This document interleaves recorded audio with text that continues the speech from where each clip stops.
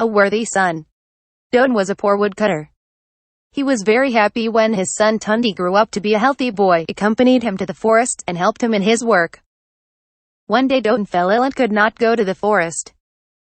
He sent Tundi to the forest. On the way, he met some boys of his age and kept playing hide-and-seek with them in the forest.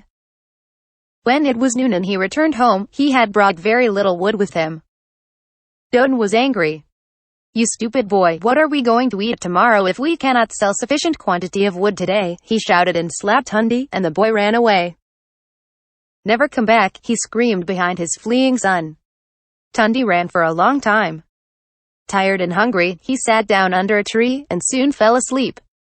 It was evening. A wealthy trader of a distant village was riding by, accompanied by his servants. He stopped when his eyes fell on the sleeping Tundi. He got off his horse and so did his servants. He woke up Tundi. "Who are you? Why are you lying here?" he asked. "I've no home and I'm hungry," replied Tundi. The trader gave him some food. He took an instant liking for the boy. He had no son. So, he led Tundi to his house and began treating him like his son. Doten soon realized that he had been unkind to his son.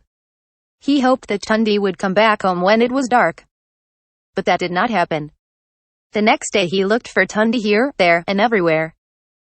But the boy was not to be seen. Doten was very sad. But as days passed, he made peace with the situation. Meanwhile, Tundi was looked upon as the trader's adopted son. He was taught the principles of business and he learned from them well. From time to time he remembered his home and his parents but would try to forget them too, though he did not succeed fully. The trader found in Tundi a faithful and truthful young man. He and his wife bestowed all their love on the boy. Years passed. One day Doten, who was returning from the market after selling some ivory that he had found in the forest, saw Tundi riding by. "Hello, rider, look here," he called out. Tundi stopped. Doten went closer and gazed at him. "Aren't you Tundi, my lost son?" he asked. Tundi got down and greeted his father. "Yes, indeed, I'm Tundi," he said. He felt sad to find his father old and weak. "Come with me to my present home and relax," he said. Both reached the trader's house. Tundi introduced Doten to the trader and the trader welcomed him. The night passed. Doten told the trader, "I wish to take my son back home." "Nope, my friend, he is no longer your son. He is my son. You drove him out of your home.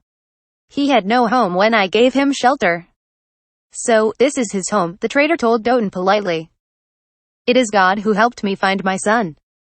How can I go back home without taking him with me? If once I had got angry with him, that was nothing unnatural," pleaded Doten.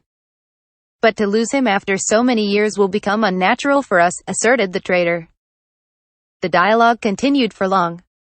At last, the trader stood up and said, "I've found a solution to the problem.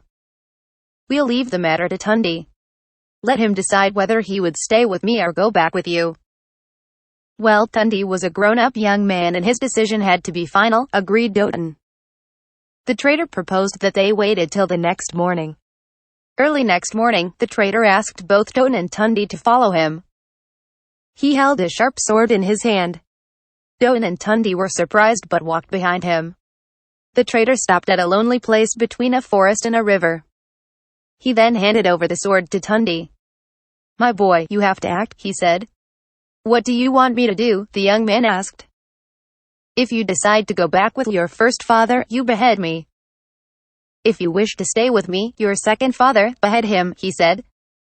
Tundi stood in silence, his head hung.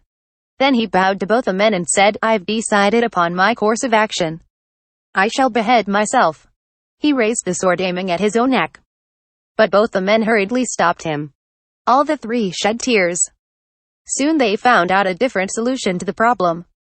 Doten and his wife came over to the trader's home. Indeed, Tundi proved a worthy son to both pairs of parents. Thanks for listening. Please do like, share and subscribe to our channel. See you with another story.